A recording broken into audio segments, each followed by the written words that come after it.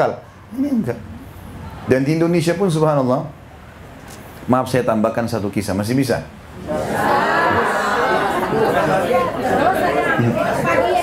Sampai subuh. Kalau di Indonesia sih nggak ada masalah karena masih pagi di sana ya. Di sini masya Allah jam 12 malam ya. Jam 11 ya. Baik, ada dosen kami, dosen saya namanya Dr. Abdullah Musnid. Semoga Allah jaga beliau. Beliau pernah ngajarkan kami. Waktu itu saya kuliah tahun 94 sampai 98, 4 tahun. S1, beliau ngajar di tahun tingkat terakhir kuliah, di tahun 98. Mengajarnya itu materinya namanya Hadir Alam Islami, kondisi keadaan negara-negara Islam. Salah satu ini cerita tentang Indonesia, saya pun tidak tahu tentang kisah itu. Beliau bilang, di sini ada dari Indonesia, ya, ini Khalid dari Indonesia sama teman-teman. Beliau kenal betul, kenal baik sama saya. Dia bilang, sudah tahu belum di negara kamu itu ada terjadi sesuatu? Saya bilang, apa itu Syekh? Gitu kan. Syekh itu kita panggil kayak guru dosen ya. Apa itu? Dia cerita, dia bilang, sampai kepada kami berita dan itu kisah nyata. Katanya di salah satu perkampungan Indonesia, entah di mana itu ya, bahasa beliau nih, saya juga tidak tahu itu. Beliau bilang di sana pernah ada terjadi, ada satu pastor yang ditugaskan dan digaji oleh Vatikan itu untuk mengkristenkan kampung itu. Maka dia terus saja membawa sumbangan segala macam sembako. Biasa kita di Indonesia bagi-bagi sembako, Indomie, gula segala macam. Sampai orang-orang kampung itu mau pergi ke gereja. Dan dia caranya, dia ajak, kalau mau dapat gratis silakan, tapi ambilnya di gereja ya. Dan dibagi pas hari Minggu. Jadi mau tidak mau mereka dengar nyanyi-nyanyi dulu, baru kemudian bagi. Lama-lama diajak nyanyi, tidak usah pindah Kristen, tapi nyanyi-nyanyi saja.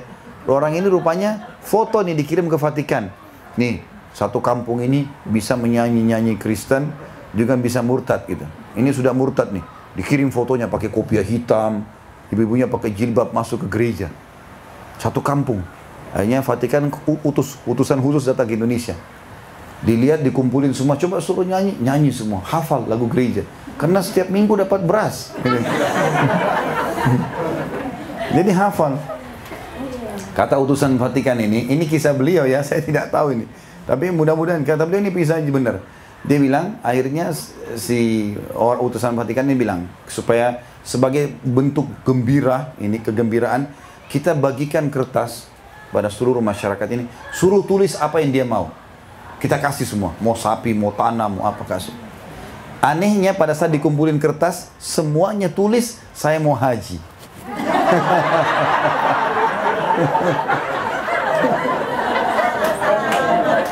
Akhirnya dipecat tuh yang bertugas. Gara-gara itu. Jadi subhanallah kita fitrah. Orang-orang Indonesia itu sebenarnya suka dengan agamanya. Cuma kadang-kadang dia tinggalkan gara-gara makanan, gara-gara ini, gara-gara. Subhanallah Islam itu tidak ditinggalkan. Kecuali orang-orang betul-betul dalam keadaan yang salah dan darurat. Gitu kan. Allahu a'lam.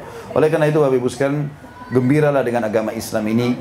Dan Allah mengatakan, wala tamutunna illa wa antum muslimun. Jangan meninggal kecuali dalam keadaan Islam. Dan kata Nabi SAW, tidak ada satu orang pun yang berjiwa muslim kekal di api neraka. Gak ada. Kalaupun dia buat dosa, dia masuk neraka, dibersihkan dosanya, baru masuk surga. Sampai Allah bilang tadi, jangan meninggal kecuali dalam keadaan Islam. Dan Bapak Ibu jangan ragu tawarkan Islam. Tawarkan saja. Cara tawarkan, bagaimana pendapat kamu tentang Islam? Sudah pernah dengar belum? Lalu ajak dialog di agama kita. Tidak usah jadi Ahmad Didat, Zulkifli Zakir Naik harus hafal kitab mereka. Sulit.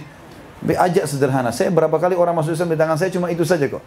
Bagaimana pendapat tentang Islam? Dia sebutkan, saya luruskan. Masuk Islam gara-gara itu. Kan tidak susah gitu kan. Dan kalau orang mau masuk Islam jangan dikasih kitab tebal dulu ya. Nah ini pelajari dulu. Kalau dia mati malam itu kita berdosa. Ya. Suruh syahadat dulu. Masalah nanti dia belajar itu nanti. Yang penting syahadat. 1 menit lagi mati masuk surga itu. Tapi kalau kita tunda kita penyebabnya. Pernah ada soalnya gitu di Indonesia. Ada satu anak muda datang kepada saya. Waktu itu ada pengajian saya nginap di satu hotel di Makassar. Kemudian dia bawa, Ustadz ini teman saya sudah lama masuk Islam dari tahun lalu. Terus kenapa nggak syahadat akhi? Saya suruh pelajari dulu, dikasih kitab tebal. Saya bilang ini orang kalau meninggal, kamu tanggung jawab ini. Kenapa nggak suruh syahadat dulu baru suruh belajar habis itu? Syahadat dulu gitu kan. Syahadat dulu, harusnya begini. Paman saya pernah tinggal di Amerika ini cukup lama Bapak Ibu sekalian. Beliau ngambil masternya di bidang penerbangan. Kebetulan S1-nya di Mesir, S2-nya ngambil di sini. Ini cerita lelucon saja, beliau menceritakan tentang temannya dari Dubai. Tinggal sama-sama di Amerika. Dia bilang setiap pagi sering sarapan sama paman saya. Ini cerita beliau ya. Allahu a'lam masalah kebenarannya, tapi beliau cerita dan saya percaya pada paman saya. Beliau bilang teman saya ini selalu bilang kalau habis sarapan, hari ini saya baru masuk Islam kan banyak anak-anak Amerika. Ya. Kata paman saya, bagaimana ceritanya? Dia bilang kalau saya lagi menuju ke semua kamu ini, saya bilang sama anak-anak kecil di pinggir jalan, follow me. Ya. Sudah ikut. Asyhadu, Allah ilaha illallah. Sudah syahadat semua, nah sudah muslim. Jadi dia bilang saya tiap hari masukkan Islam banyak orang nih. Tapi itu cerita beliau, Allahu a'lam. Yang jelas, apa ibu sekalian, ini agama perlu disebarkan, perlu diterapkan. Dan kadang-kadang subhanallah apa yang kita terapkan dari Islam itu menjadi contoh dan sudah cukup menjadi hidayah orang lain. Jadi jangan ragu dengan itu dan terapkanlah Islam sebagai panduan hidup. Jangan setengah-setengah, nikmati semua halalnya, kerjakan semua perintahnya, tinggalkan larangannya. Baru kita bisa merasakan kenikmatan Islam. Allahu a'lam. Kita tutup dengan berdoa kepada Allah SWT. Semoga majlis kita diberkahi olehnya dan dijadikan sebagai tambahan amal kita pada hari kiamat. Kita berharap dengan kemahamurahan Allah seluruh amal yang pernah kita kerjakan dan akan kita kerjakan sampai menjelang ajal datang nanti diterima dengan pahala yang sempurna.